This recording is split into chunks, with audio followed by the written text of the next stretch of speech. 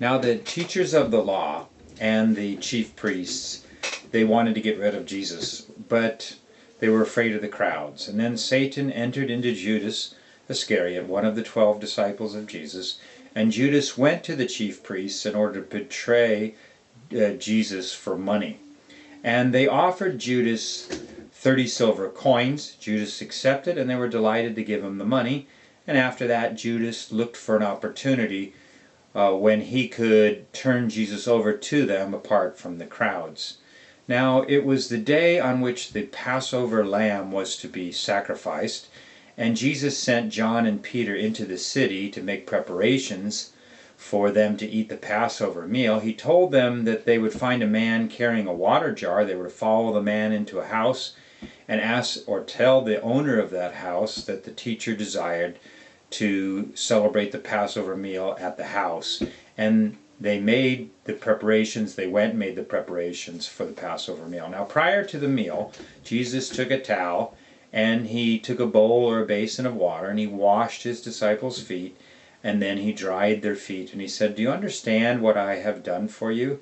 If I, your Lord and teacher, have washed your feet, so you must wash one another's feet." And Jesus said, "A servant is not greater than his master," and that they would be blessed if they followed Jesus' example. Then at the meal Jesus was saddened, and Jesus said, "One of you will betray me." And the disciples looked at each other at a loss to know who it was that would betray Jesus. And they each said, "Lord, is it I?" And Jesus said, "The Son of Man will be betrayed as God has planned, as it is written. But woe to him who betrays the Son of Man."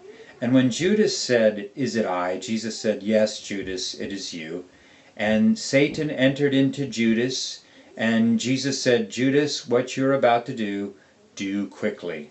Then at the meal, Jesus took bread, he gave thanks for it, and then he broke it, and he said, "This bread is my body, which is broken for you. Do this in remembrance of me." And then after the supper, he took a cup of wine, and he said, "This cup is the new covenant in my blood, which is poured out for many for the forgiveness of sins. Drink it, all of you, in remembrance of me." And they all drank from it. And then after this, Jesus said, "A new command I give you, love one another as I have loved you. By this all people will know that you are my disciples." And then they sang a hymn, and then they went out to the Mount of Olives.